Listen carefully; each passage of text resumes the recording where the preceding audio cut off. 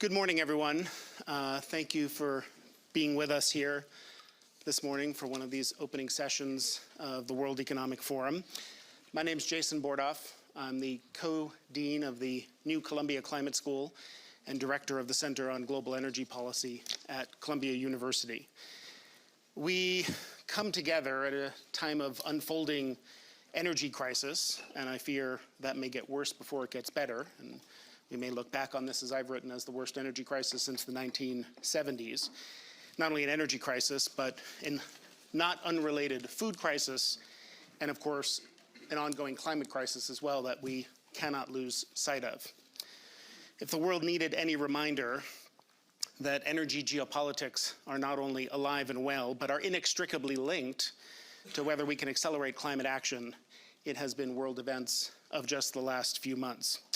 And those intersections between energy markets and geopolitics and transition, the energy transition, is what we spend all our time thinking about at the Center on Global Energy Policy and the Columbia Climate School. An inspiring day last week where we just had the first ever class of graduating students from that new school, the first of its kind in the United States. We needed a little bit of inspiration because in many ways the current outlook, as we're going to talk about in a moment, is not so great. Oil prices well over $100 a barrel, record high, at least on a nominal basis, gasoline prices, diesel markets in crisis, eye-popping natural gas prices, record coal prices. And mind you, this is all while much of Russia's energy exports continue to flow to market. Meanwhile, global scientists are telling us there's a 50-50 chance we'll hit 1.5 degrees Celsius in the next 5 years. We have Minister Puri here. Temperatures, the combined temperature, heat, and humidity index in India this month reaching temperatures pretty close to the level beyond which the human body has trouble surviving outdoors. So what do we do about these multiple crises? How can governments and companies and civil society work together to ensure affordable and secure energy supplies for people today while continuing to accelerate the clean energy transition, because we are not on track for our climate goals of net zero. We're fortunate to have some of the real leaders in government and in civil society with us today to talk about these questions. Going down the row this way, we have Robert Habeck. He's the Vice Chancellor and Federal Minister for Economic Affairs and Climate Action for Germany. So as Vice Chancellor, he's at the forefront of Europe's response to the energy crisis caused by the invasion of Ukraine. Catherine McGregor is the CEO of the ENGIE Group. She has extensive experience in both oil and gas and also in planning for the private sector's role in the energy transition. Fatih Birol, known to many of you, the Executive Director of the International Energy Agency. And under his leadership, the IEA has really taken a lead in guiding the transition to global net zero, now is working closely with governments and private firms to address today's energy crisis. Next to him is Hardeep Singh Puri, the Minister of Petroleum and Natural Gas and Minister of Housing and Urban Affairs for India, a country that both needs to meet rapidly growing energy needs affordably and is facing some of the worst impacts of climate change. And then last but not least is Vicky Holub, the President and CEO of Occidental Petroleum. She's been a leading voice in the oil and gas industry for stronger action to address climate change and is the most senior female CEO in the industry. We're honored to have all of these people with us here on stage. Before we start, let me just acknowledge this session is being live streamed. Welcome to those of you who are joining virtually. And after a brief conversation here on stage and a bit of polling with the audience, we're going to open it up to questions from the floor. We have a microphone to pass around. If you're posting about the session on social media, please use the hashtag WEF22. Without further ado, let me turn to the panelists. Vice Chancellor Habeck, let me start with you. Germany set out ambitious targets for a clean energy transition. It's now facing the challenge of significantly reducing dependence on Russian energy supplies and finding where alternative energy supplies can come from. Talk about what actions Germany's taking to both reduce dependence on Russian energy, particularly Russian gas, as well as oil, while keeping on path or hopefully accelerating the path to climate goals. Thank you very much and good morning, everyone. I think that this panel and the whole conference couldn't be more timely. The questions you raised and the questions everyone has on his mind, they are really they have a high influence of everything that is going to happening in the next days, in the near future. So I can briefly talk about Germany, but maybe I can give a broader picture from my point of view that it's not about Germany, this discussion. I think it's about the world economics and the world energy problems. But Germany actually is trying to, of course, diversify its fossil imports from Russia, coal, gas, and oil, and we do it with, compared to normal construction and planning times in Germany, incredible speed, I would say light speed. So what takes decades is now done in months, and we are really improving our ability to get things done, which hasn't been done so good in the past. So we are building up LNG infrastructure in Germany right now and try to get new suppliers for oil and for coal as well. But this is only short term, of course. This is only one step in the direction to become not only independent of Russian fossil fuels, but of fossil fuels. So from my point of view, this caring about a new security of energy supply is not a contradiction to the greater goal getting independent of fossil fuels at all. So we have a number of legislation acts now in the parliament that should care for the increased installation of renewables all over the place in Germany. And this is the link to the greater picture I feel and I would like to share with you. I think we have at least 4 problems or crises right now that are all interwoven. We have high inflation in some of the countries in Europe, in the US, and a lot of other countries. We have an energy crisis, you must call it this way.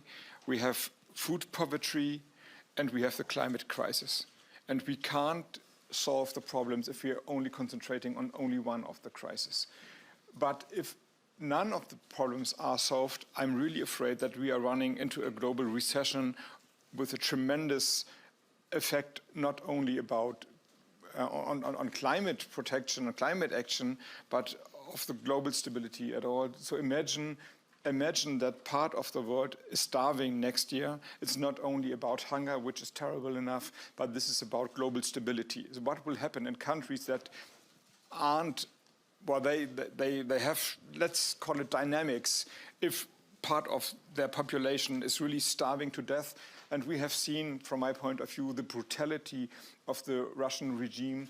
So from, I think, most of your countries and my country, it would be unimaginable that we say, okay, then maybe 100,000 lives are lost and I get rid of sanctions. This is impossible to imagine for us, but for the Russians, it's possible. I think we have seen it.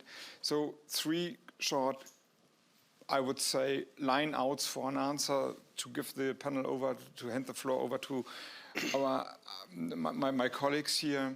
First of all, I would say that we have to stick to global markets.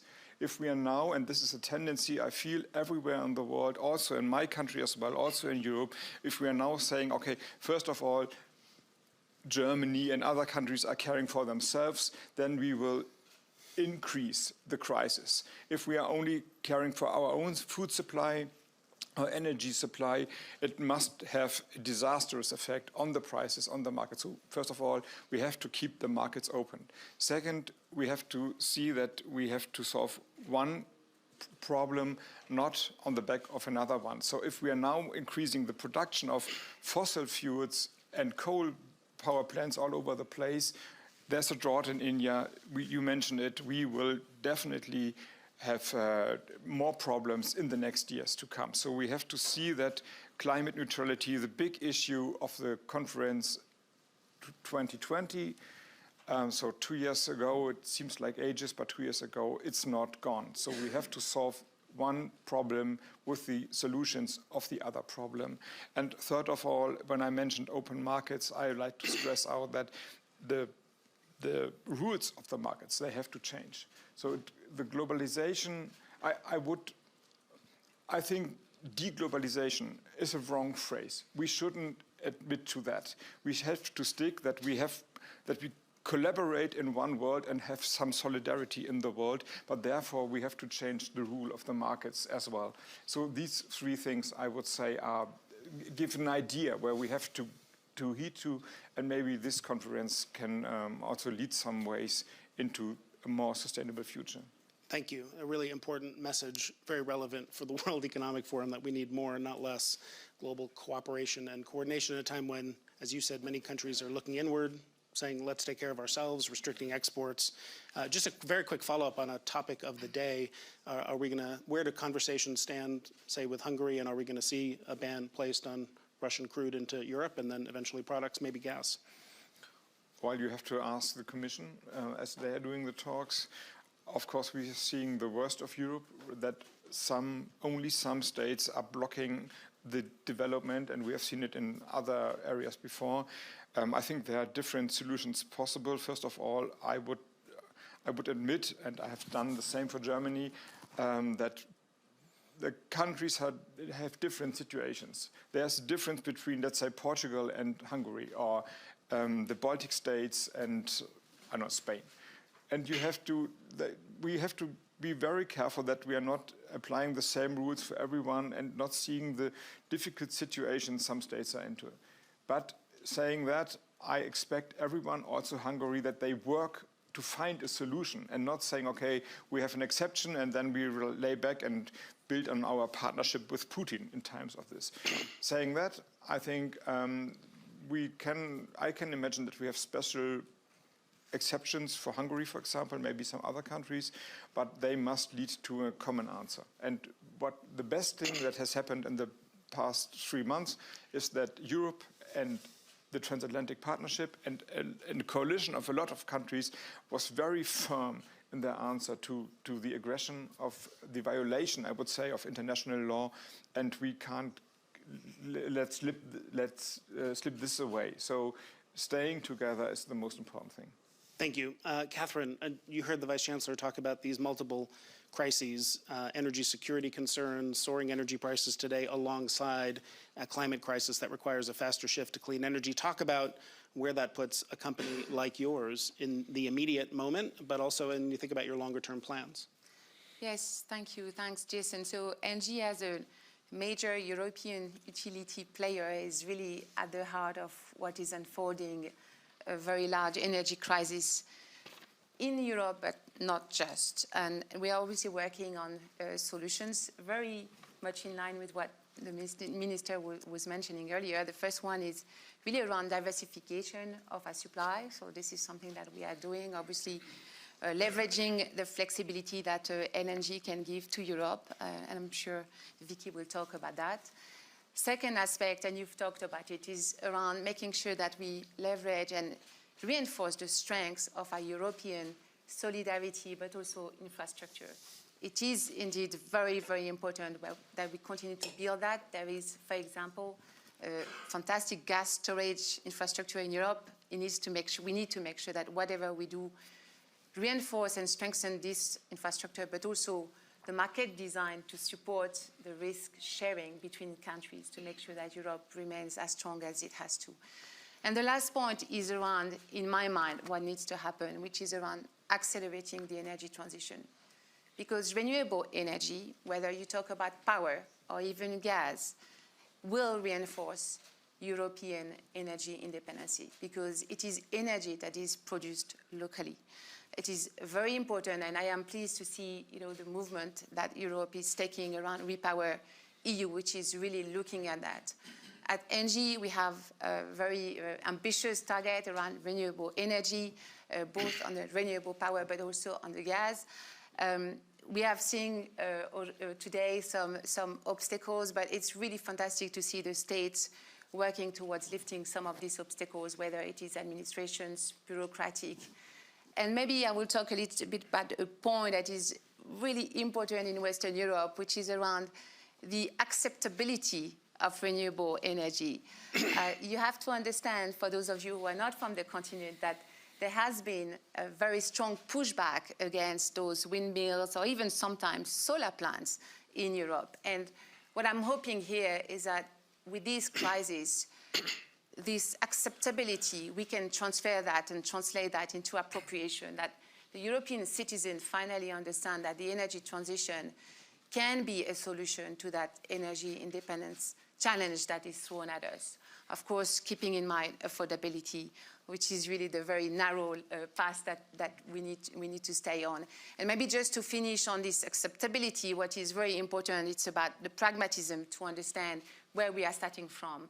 So today we have infrastructure in Europe, we have gas infrastructure, we have electricity infrastructure, and of course we want to go to net zero carbon. We have to make sure that we design a path that leverages all this infrastructure, therefore integrates both electricity and gas in order to get to that end point, which is why we're excited about the biomethane potential, Jason, as well as hydrogen a little bit further out to make sure that we can get to that net neutrality, carbon neutrality in the most affordable way, taking advantage of our existing infrastructure and where we are starting from. And just a very quick follow-up on, so again, as I did with the Vice Chancellor on what's kind of top of mind in the news today, just can you say a word about how companies like yours and others will respond to the demand for payment in rubles and what that'll mean for Russian gas supply to Europe? Yeah, Jason, we are working out a solution which we hope will allow us to continue to play a role as a key energy player in Europe, which is to provide gas supply to our customers for heating and industrial production. And we've worked out a solution which seems to be agreeable to our supplier of gas, but also, of course, compliant with the sanctions, as well as making sure that we don't take any FX risks, for example. So we'll see how that goes. Fatih, look, the International Energy Agency, we've been talking about energy crises and lots of references back to the 1970s. I see Dan Yergin here. He can, in Q&A, tell us about how this one compares to the 1970s. But the IEA was built in response to that moment of crisis in the 1970s. You've been writing forcefully about both the current energy crisis, but also the need to transition to a very different type of energy system in the future. Can you talk about how we respond in this moment to that dual challenge? Thanks, Jason. So I think both colleagues have mentioned, you mentioned, Jason. I think we are in the middle of the first global energy crisis. In the 70s, it was the oil crisis, and now we have a oil crisis, natural gas crisis, coal crisis. They are all prices skyrocketing, and the energy security is a priority for many governments, if not all. It is why it is very simple. The reason until 24th of February, Russia was the #1 oil exporter of the world, #1 natural gas exporter of the world, major player in the global coal markets. And the international community, most of the countries, are pushing back now Russia's aggression, and as a result, we are seeing the global energy crisis here. And of course, we are not living in a dream world. The world has to replace those oil and gas coming from Russia first with oil and gas and other technologies. I completely agree that the immediate response should include additional oil and gas bringing to the markets. But I prefer that our immediate response does not lock in our energy infrastructure for fossil fuels for many years to come. So how do we do that? First, we have to make the most out of the existing oil and gas fields, which are already there, plus shale oil and gas, because it's quick to come to markets and go from the markets. Jason, we have huge amount of methane emissions escaping now.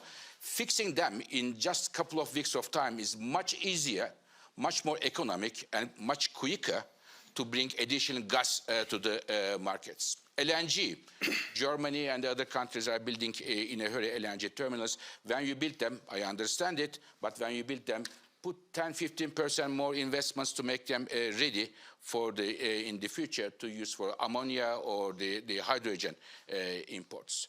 Plus, I really hope Mr. Minister will also mention there is a significant amount of spare production capacity in several producing countries. I hope they are going to make a positive contribution at this stage to the global energy security. But in my view, the biggest part of the response comes from the putting emphasis on clean energy, renewables, energy efficiency, and in my view, in the countries where they have nuclear capacity, increasing the nuclear production there. Belgium is a good example here. Now, what is my worry? My worry is the following. Some people may well use Russia's invasion of Ukraine as an excuse for large-scale, a new wave of fossil fuel investments. Why I do worry about that, at least for two reasons. One, it will forever close the door to reach our climate targets when I look at those projects. This is number one from a climate change point of view. But number two, I think it's also important to note that it may not be, as it seems now, a lucrative business and good investments. Because everybody talks here, the companies, advanced economies, energy-producing countries, energy-consuming countries about clean energy transition. If they do what they say, even if they do 50% what they say, those fossil fuel investments may be idle in the future. So we have to there's a business risk as well. There's a climate risk and there's a business risk for large-scale fossil fuel investments here. One should take it into consideration. Because when you make today we talk about the licensing of new oil fields. I mean, how many years you need the oil to come? From the exploration, there are many oil executives here, from exploration to first oil to come to markets today, you talk about the 2040s. So is this emergency situation continue to 2040s? Or either we are saying, if we all say we want clean energy transition, either we don't believe it, or what we are doing is not in line with our business portfolios, interest. So we have to make a choice here. And in my view, Jason, the world does not need to choose between an energy crisis and the climate crisis. We can solve both of them with the right investment. I understand the current priorities today to fix the energy security problem. It's a big problem, especially in the developing, energy important developing countries. But we shouldn't forget that one of the reasons why we have such high prices and the security in the major developing countries is the heat wave, which is a result of the climate change. It is only the beginning. So no to large-scale fossil fuel investment, especially coal coming in big time in some countries, but also others. And yes, for the quick responses to energy security challenges altogether, as many colleagues said, but without forgetting the climate risk. And a quick follow-up for you. I think when people hear, some people, what you just said, one question is the time frame. So you look at move faster to permit transmission lines and build solar and wind faster. Well, that sounds good, but it takes time. We have trouble permitting things. And I know I was encouraged to see Brussels recently issue a directive saying we have national security as well as climate reasons to want to permit that faster. Heat pumps in every home. I mean, this takes time, and you're worried about this winter and next. And also a lot of conversation on alternative sources of supply, as you just described. I'm struck that I don't hear as much conversation as I think perhaps there ought to be about demand as well, and conservation and efficiency, and what can we do there? Yeah. Efficiency is the, as I mentioned, renewables and energy efficiency. Let me give you one example. As International Energy Agency, we made two big push in terms of energy security. One of them is we released substantial amount of oil stocks to the markets to provide a buffer for the oil prices. It is equal to about 1.5 million barrels per day. It's a huge and it's comfortable. I think India for their supporting position there. Loss of oil to the market. And I want to remind that it is only 9% of all the stocks we have. We still have a lot of oil stocks. If necessary, we can still bring oil to the markets. And the second, we made a 10-point plan. How we can, in a hurry, reduce the demand for oil and gas. Let me give you one example. This winter in Europe will be rather tough, and in Germany and elsewhere. One of our analyses show that if we bring in Europe the thermostat, the temperature, 2 degrees lower, it is enough to save 20 BCM which is equal to the gas coming from Nord Stream 1. So demand-side measures do count, not only in a hurry, but in the long term. But there are some short-term demand-side measures also in terms of oil. Mr. Minister would remember from his previous days the tempo limit, reducing the speed in the highways, or every second day the cars go into traffic, or car-free Sundays. We have in France, we hit because of the avoid the air pollution. So there may be some short-term and the structural energy efficiency policies. This is a key solution. But again, renewables, and in my view, nuclear power, they are all part of the solution.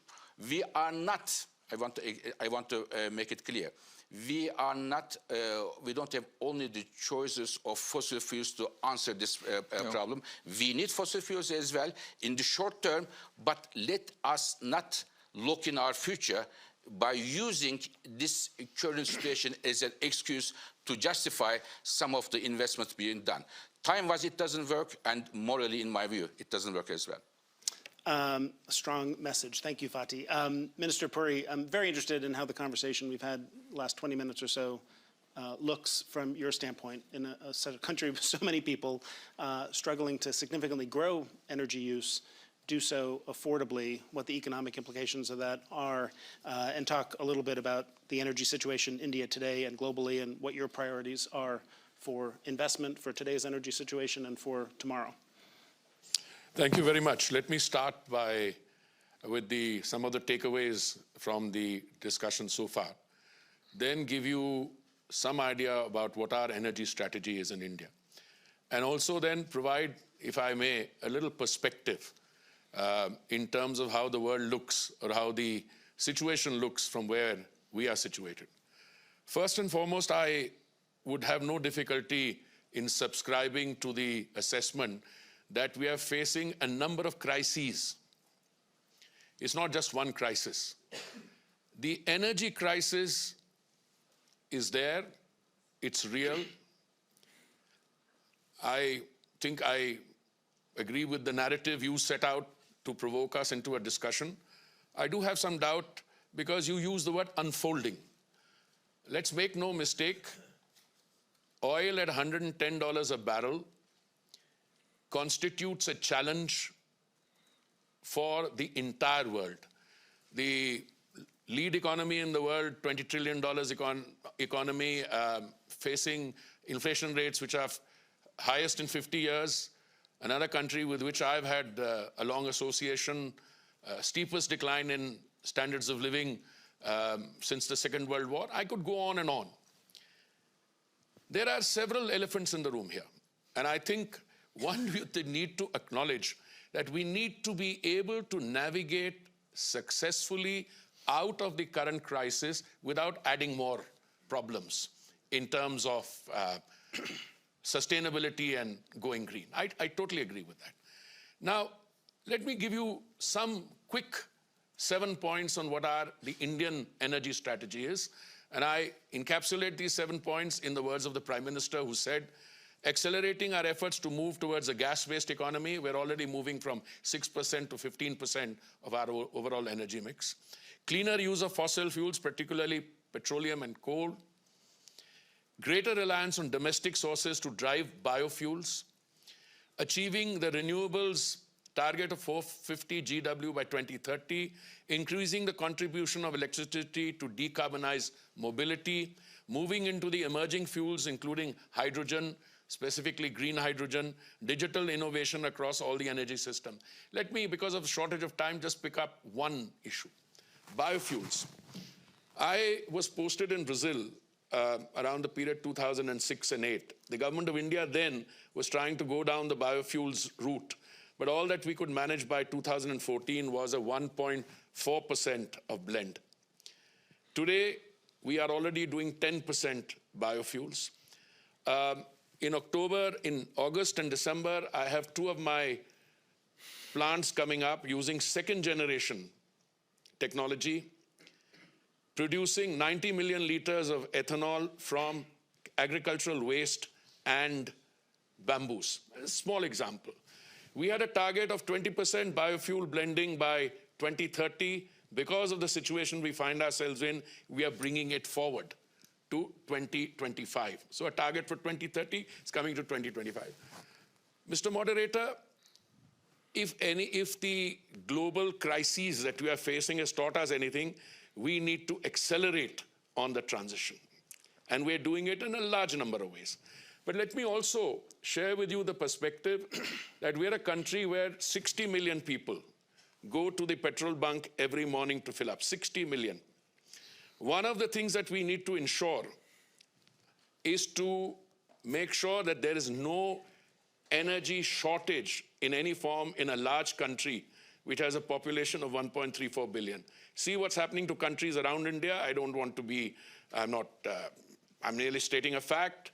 4 or 5 countries around India are in severe, dire straits. It's happening in countries all over the world. So we need to be able to navigate our way out of this current energy crisis and into an accelerated transition to green energy. By the way, since Russia is an issue which has been addressed, I was asked some time ago by my foreign minister who was going to the United States. He asked me, what is our dependence on Russian energy? So I told him, and maybe there was a mistake in the audio, I said the Europeans buy in 1 afternoon what we buy in a quarter. So I don't know what happened in the question and answer session. He said, my colleague, the petroleum minister, told me Europe buys in 1 afternoon what India buys in a month. No, it's in a quarter. We ended last year with 0.2%. Now we buy from countries around us. But if we are in a situation, and listen, I want to say this with a sense of responsibility, where energy supplies or the cost, energy will come in from any country. I have a submission to you. This gentleman sitting next to me is a friend of mine. I have many conversations. I do not believe that the world today is facing an energy shortage. Exactly. We are facing a situation where the amounts of energy being released in the global marketplace are short of the demand. That is what produces an inflationary situation. Now, I've been around long enough in a previous profession. I don't get into discussions on causation too easily. Whether that inflationary situation is due to trillions of dollars of stimuli that was put in or due to other factors, not important. Fact is, this is the situation. And if I think my German colleague raised the word, or someone, I think if we are going into a recession with a capital R, now if that happens, all these several multi-layered crises will reinforce each other. So, gentlemen, ladies, let me submit to you, we need to move on the green path faster, I have no doubt. But to manage a transition from where we are today to a sustainability path also means you have to survive today. Exactly. My friend brings in additional things we do. I agree with that. But we must be able to help each other at this point of time. Otherwise, if large economies start facing multiple pressures flowing from none, you may have new crises. So that's a perfect lead-in, I think, to Vicky Holub. What I heard is there's no lack of supply. We just need more of it to come to market, and we need to not lose sight of a green transition in the longer term. So, Vicky, you've heard India, Europe say we need more energy today, including oil and gas. Are we going to see that from the U.S.? And also, what does that mean for companies like yours in terms of what the minister just said about also continuing to stay on the path of a transition? Okay, as the oil and gas CEO on the panel here, I want to start out by saying that I believe that climate change is real and it's happening faster, and that I believe in an all-of-the-above approach to climate mitigation, and that is the use of renewables. We use solar in our operations, the use of wind power, and electric vehicles. We've got to do everything we can to mitigate climate change. And I feel that, though, the conversation really should be more about what are the emissions and how do we mitigate emissions. That what goes into the atmosphere is causing the problem. It's not the fuel source used. Because when you look at wind and solar, electric vehicles, all of those have a carbon footprint too. So we have to mitigate the carbon footprint of every other alternative energy that we're going to develop. I think the best way to do that is to use a strategy where we can actually produce carbon neutral oil. And producing carbon neutral oil comes from the use of CO2 injected into a reservoir, part of which remains sequestered, and ultimately all of it gets sequestered as you cycle it through. You can therefore create carbon neutral oil. The carbon neutral oil happens because it takes more CO2 injected into the reservoir to produce the oil than the oil emits when used. That's critically important for the transition because nobody's talked about cost yet. And the cost of the transition is going to be enormous. And if we can't find ways to help fund that and find ways to develop our oil and gas less expensively as we go along and through this transition, we're going to be in a tough situation worldwide, and I don't think we can make it happen.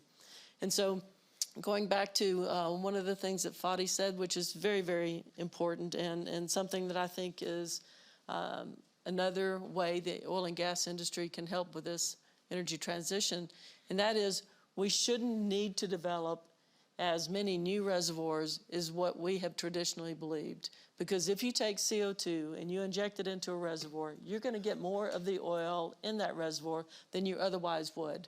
Take, for example, a conventional reservoir.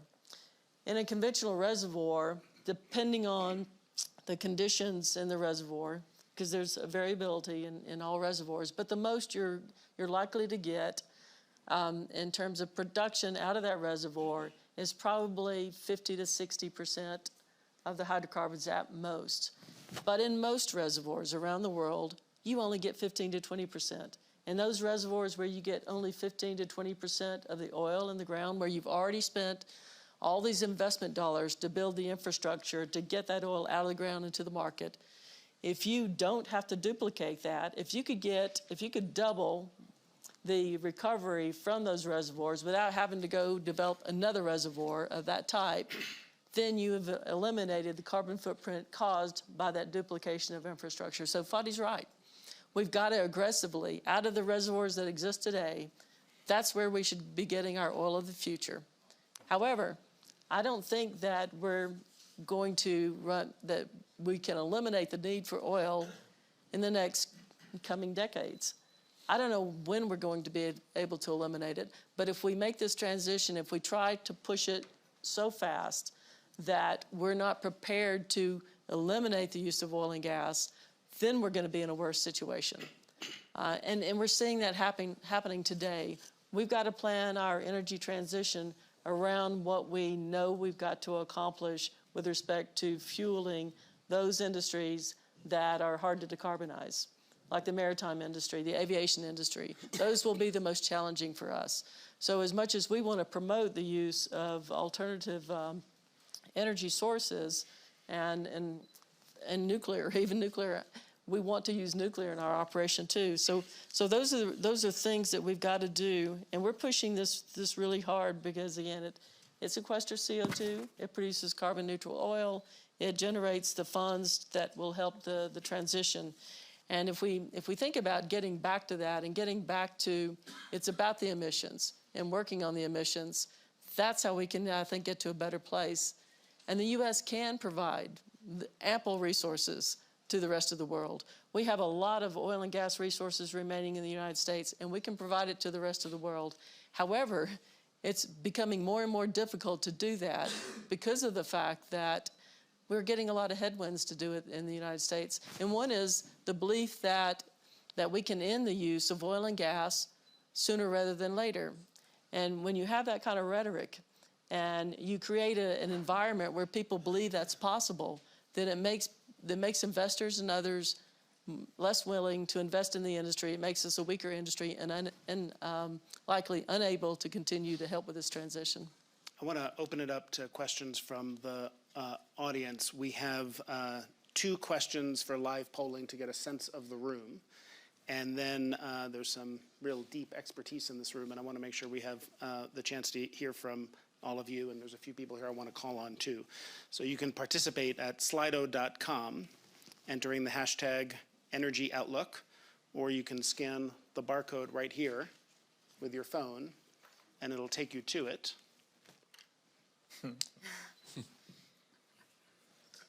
Is that? So I think the question will come up on the screen. Now we see one of the problems of the day. Everyone is raising a smartphone.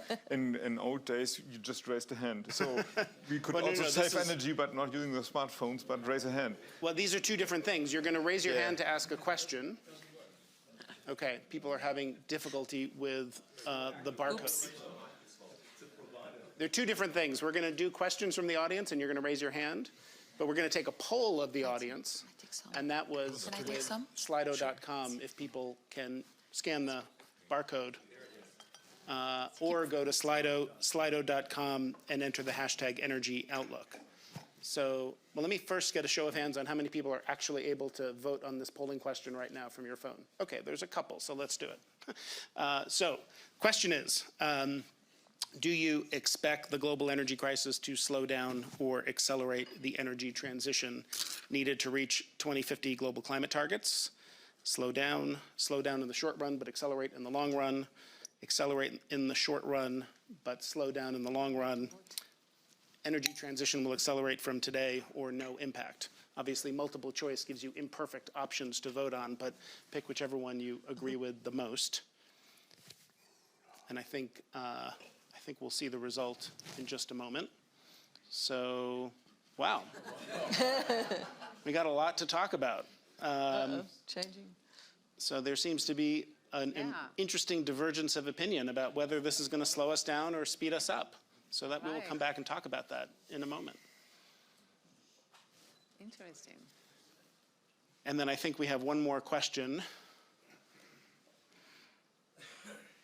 What do you see as the highest energy priority that will require action by governments, companies, civil society in the next 12 months, reducing emissions, improving energy security, improving energy access, reducing energy costs, or achieving greater independence in energy? And again, multiple choice doesn't give you the ability to acknowledge that these are all important priorities, but I think trying to give a sense of how people weight these different things to the extent there are trade-offs. So what's interesting about both questions is just how much divergence of views there is in the room. There's not an overwhelming consensus on anything, and I guess that is why we're here talking about this and struggling with it, because the people up on this stage are trying to manage multiple different priorities. So now I'm going to open it up to questions from the room. I think let me start with Dan Jurgen here in the front row, and I'd love to come to Laurence Tubiana next, and there are microphones to pass around. Thank you very much, and thank you all for the panel. Minister Habeck, getting divorced, Europe's getting divorced from Russian energy, as you know better than anybody, is a very big challenge. Can you tell us how your thinking has evolved since February 23rd about it, and how your sense of the options has evolved since February 23rd? And I think, let me just hear from Laurence as well, and then we'll give a chance to respond. We might take 2 or 3 at a time. Thank you. First question to Mrs. McGregor. Fatih Birol mentioned the very important issue of methane. How are you dealing with your company on that? And to Minister Habeck, we see that Eastern countries and Western Balkan countries want to come back under the umbrella of EU. Do you think that climate policies, the Green Deal and clean energy could be a rallying cry, or would be adding difficulties to our policy?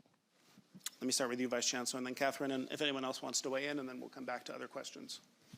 Yeah, first of all, I think the right answer was it will speed up the transition, the energy crisis right now. Did you vote on Slido? No, I don't. I don't have my mobile phone with me, but I have a microphone, so that I can vote for my own. Because it's one of the cheapest forms of energy we have the possibility to get. And of course, it takes 1 to 3 years, but definitely we will see an increased amount of renewable energy in Europe and worldwide right now. See what's happening in Australia, for example. And we heard just Mr. Puri from India, what they are doing. This is really this is going to happen right now, and then the market will follow. Now, actually, we are at the brink of a politic wanted transition, but very short time it's a market transition. So customers will ask for green mobility, green warming, and so on and so on. And the companies not offering that, they will have a disadvantage. This is what's going to happening right now. And in Europe, the phasing out of Russian fossil fuels, I think it's happening in a tremendous speed. At least for Germany, I can say that we over maybe 1.5 decades, the German politicians, they increased the dependency on Russian coal, gas, and oil, and this was a strategic mistake. And this was repaired, or is in the verge of being repaired over weeks, I would say.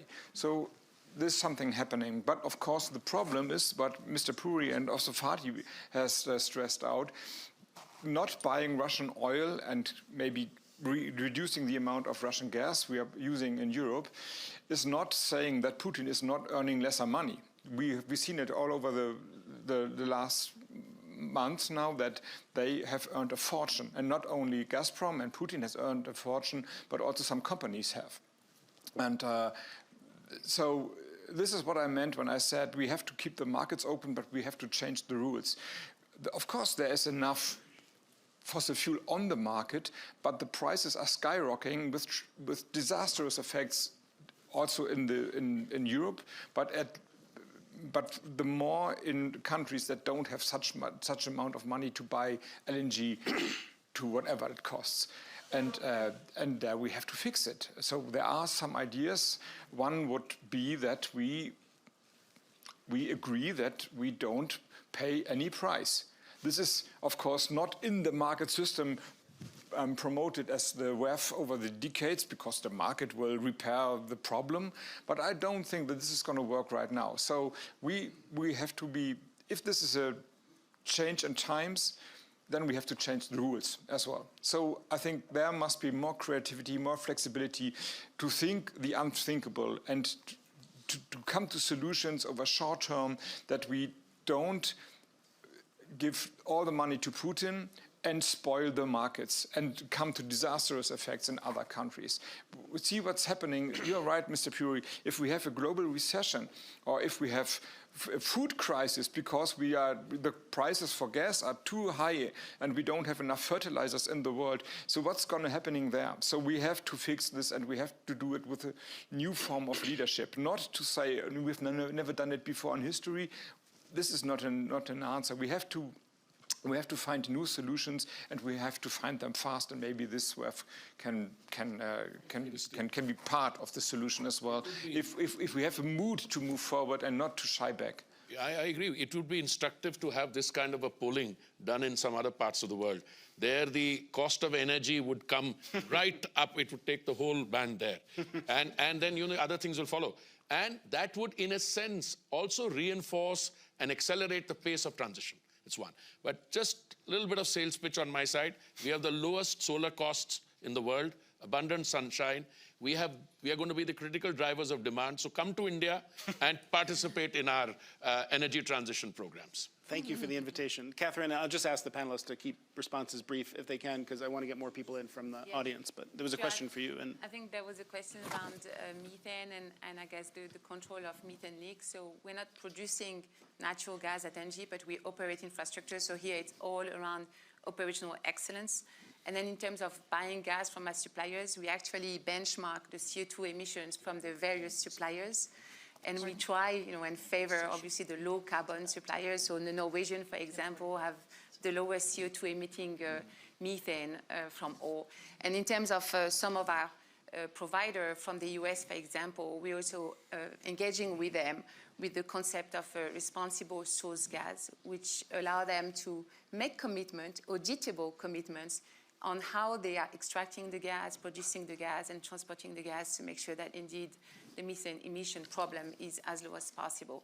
And lastly, I will just mention that it's also very important that we green the gas and therefore focus on biomethane, hydrogen, green hydrogen, and derivative is going to be really the future of gas that will fix the methane problem forever. But that's a bit longer term. Let me take a few more comments, questions, and I'll come to you, Fatih, next. I know you wanted to come in on this too. Badr Jafar. Yes, so our company, the Crescent Group, is a diversified family business group based out of the UAE. One of our subsidiaries, Pearl Gas, is the largest gas producer in Iraq, with great potential to deliver large volumes of gas, including into Europe. That's the disclaimer. Ultimately, security of supply is underpinned by security of demand. So what I'd like to know from what I've heard today is how do you reconcile the position that on the one hand, there's this urgent requirement to replace 150 billion cubic meters per year of gas, displaced or replaced from Russia, with what we were hearing from my friend Fatih, there cannot be a commitment for more than a year or two. How does one reconcile those two positions, which from a sort of producer perspective, could very easily lead to even greater underinvestment, which would even complicate the issue even more and lead to even further crisis in the near future? And let me take another comment. I think I have lights in my eyes, but I think that's Zainab Usman. Hi, Zainab Usman from the Africa program at the Carnegie Endowment in Washington, D.C. My question is for Fatih Birol. How practical do you think your advocacy for the immediate transition away from fossil fuels is? And I ask this question with respect not just to the timeline, which has been extensively discussed here, but also in terms of the use cases of fossil fuels. Take oil and gas in particular. In your messaging, you seem to imply that oil and gas are only used for electricity generation and also transportation. But there are a lot more use cases. Fertilizers in particular, clean cooking solutions, petrochemicals and other things like that. So for many parts of the world that are not in Europe, your message tends to be, or is perceived, I know that's not what you mean, but the way people see it is that their opportunity to industrialize via these industries will no longer be available to them. Mm-hmm. So how would you respond to that? Thank you. Thank you, Zainab. Fatih, we'll start with you. Okay. First, Jason, I wanted to go back to the poll, and I would, if I could, I would vote for this situation may really accelerate the clean energy transition. Why do I say this? You mentioned in the beginning, 1970s. In 1970s, the oil crisis not only ended up with the high inflation and the recession, but also innovation in the energy technologies. I give you one number. During those years, an average car needed 20 liters to drive 100 kilometers, 20 liters. And right after that, as a response to the oil security, the average car needed about 10 liters to drive 100 kilometers. It was a response to the crisis. And now we are lucky now, compared to 1970s, because we have readily available competitive technologies now, clean energy technologies, which were not solar or wind or electric cars. They were not there in 1970s, but we have them now with us, or hydrogen for that sake. So I am therefore more hopeful, and I think the climate commitments the countries made and companies made, if they do, at least I said 50% what they promised to do, it will accelerate. Coming to the question of the oil companies. Now, there are oil companies, and I say oil companies, we automatically think of the IOCs in or the majors in the Western world, but there are oil companies which are NOCs, national oil companies as well. When we look at them, Jason, there is a very important number, I tell you. In the last 5 years, on average, the oil and gas industry revenues was $1.5 trillion until 20, just average. They make money, $1.5 trillion. This year, this $1.5 trillion will jump to $4 trillion US dollars. We have never seen this in the history. No. $4 trillion US. So what are we going to do? What are they going to do with this windfall revenues? This is a key question. There are basically three options. They invest in the traditional business. Second, they pay back to the shareholders. And third, at least some of them, they used to invest in the clean energy technology, as they said they are going to do.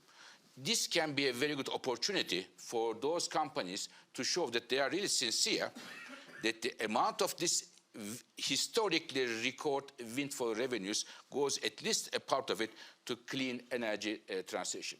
Third question, are we going to need oil and gas in the future? Of course we will. Nobody said we will not. Of course we will.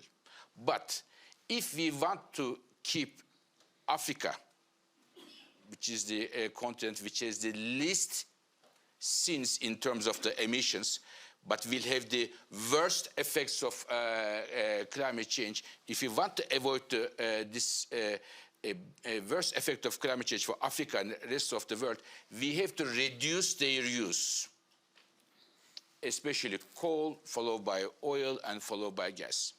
And dear colleague, we cannot, in my view, we cannot apply the same recipe, in my view, to all the countries.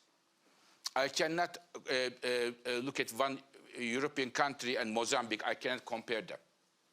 If Mozambique today, 65% of the people don't have an access to electricity, and if they have a natural gas deposit nearby, to tell them don't use natural gas would be a wrong, very wrong way of doing it. But globally, there are not two ways. Either we reduce the use of fossil fuels, or we are all happy to live in a planet which is completely different than today. We have to make it, it's so simple.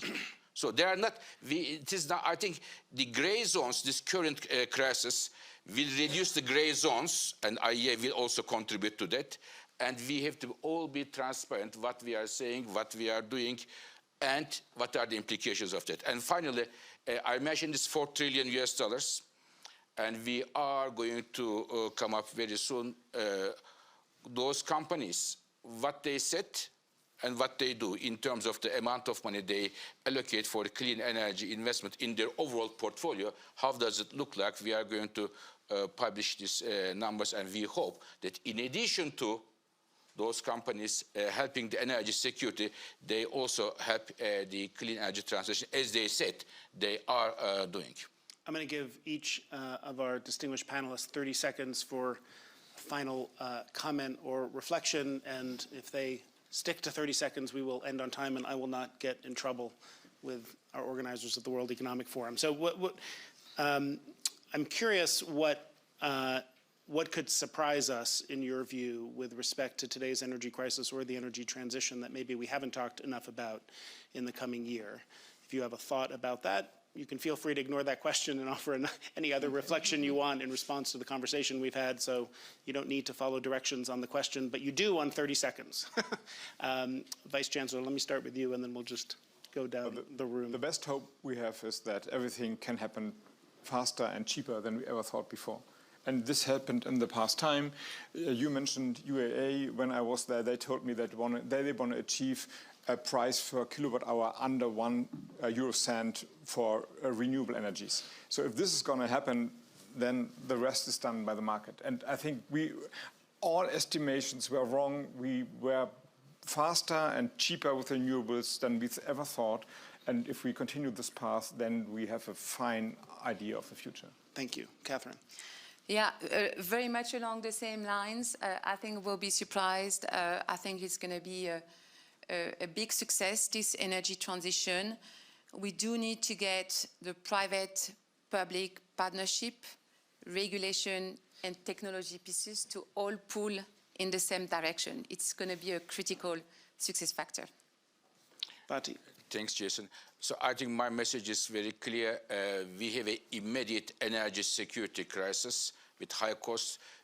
I hope we all together, consumer countries, producer countries, South, North, all of us together, make the most to address this energy security challenge, which was caused by Russia's invasion of Ukraine, without locking in our energy infrastructure for fossil fuels in the future.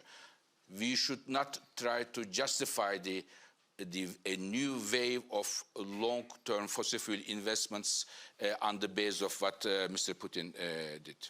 Thank you. Minister Puri. All the stakeholders in the global system need to do some serious introspection and subject whatever they've been saying and doing to a reality check. We need to deal with all these crises simultaneously without allowing the solution of one crisis to exacerbate the other crisis. So you've got to navigate your way out of the high-cost situation. This is not sustainable. At the same time, you have to accelerate the green energy transition. Taken together, yes, we will come out of it. The costs will be there will be pain, but at the end of the day, we'll be working towards a better energy world. Thank you. Vicky. I would say that I'm optimistic that ultimately we'll get there. I just don't know how many more oil and gas supply crises we're going to have before we can get people to seriously look at the reality of the situation and how much the oil and gas industry can and will do in this energy transition. And yes, we are spending dollars. Again, we're going to build the largest direct air capture facility in the world in the Permian Basin. We're going to expand it around the world. We're going to prove that technology, and we've made the commitment and the dollars to do it. I think that if the rhetoric around the world, though, continues to want to kill fossil fuels, then what you said is exactly true. We will ultimately lose the opportunity to help the energy transition. And if we lose that opportunity, the transition fails. Thank you. Hate to end on a pessimistic note. I'm normally not pessimistic. This was a great discussion. We heard the need for more, not less, cooperation, coordination. I think the WEF is a unique place to be able to do that. And as we heard, really grappling with multiple crises: inflation, food, energy, climate, and struggling with how to reconcile those things. So this is just day one. We have several more days to have these conversations. We raised more questions than answers, but please join me in thanking our panel.